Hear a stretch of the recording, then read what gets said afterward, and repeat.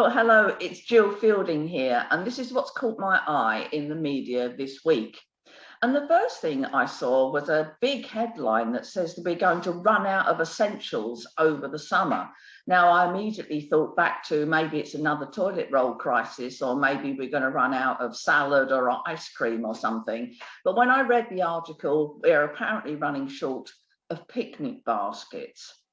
Now, that to me is not an essential. If you don't have a picnic basket, I suggest you put your stuff in a bag or some other receptacle. So it's not really essential. And the article was about the fact that we're running out of garden furniture and garden toys and picnic baskets and stuff. But of course, the headline was about attracting my attention. It was about doom mongering, scaremongering, and encouraging what I call scarcity behaviour and mentality. Because as soon as people read that we're running out of stuff, they immediately go out and try and buy it, because that's the human condition, which therefore creates more scarcity and so on. And we have to stop that. We have to feel that there's enough. There is no scarcity of resources, really, not in the UK. There's no scarcity of anything finitely. We can always get something or an equivalent eventually. So we need to calm down and we need to accept that there is enough.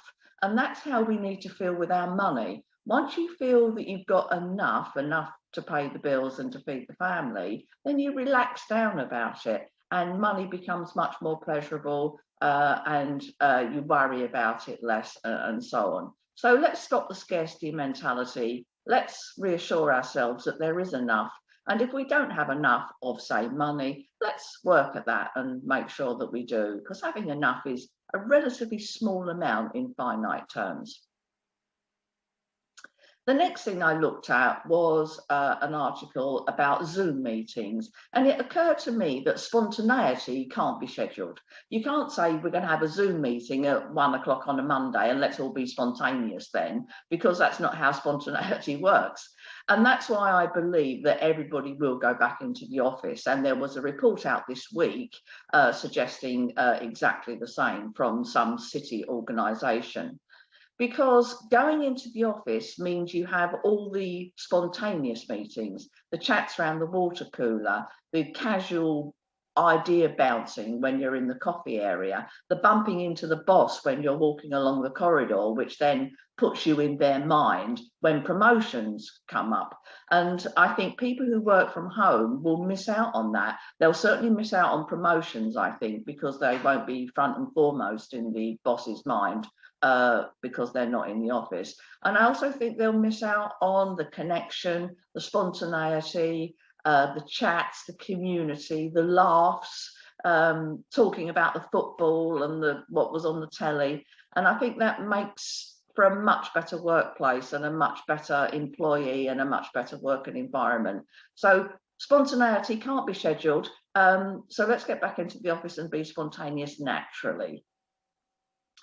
Now, I'm an avid football supporter, and most people will know I'm a passionate supporter of West Ham United, but I think they've got it wrong over one of their sponsorship deals, because they are the highest recipient of a gambling firm's shirt sponsorship in the Football League, and they get £10 million a season from Betway for their shirt sponsorship.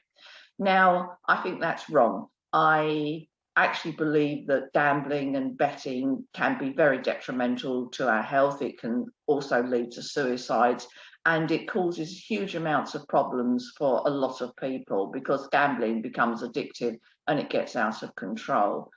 And I think that we should do less to promote gambling and betting, and that's unfortunate, I think, for the betting industry. But that's just the way that I feel. I think we should not be promoting something that becomes or can become addictive and harmful. And then I got to thinking, well, isn't share dealing, for example, gambling? And having thought about it long and hard, I don't think it is. I think there's a big difference between speculation with an investment and gambling, say, for example, on a horse race. The thing about speculating with shares or other investments is that you don't normally unless it's extremely odd circumstances, get wiped out in one day. So if you put a bet on Liverpool to win something and they don't, you've lost your money immediately. That's never the case with a share, and you still own the asset at the end of the day, whereas with a betting slip, you tear it up and it's in the bin. With a share, you do still own it at the end of the day, and it will still have some value, and you can hold on to it, and it may go back up in value again.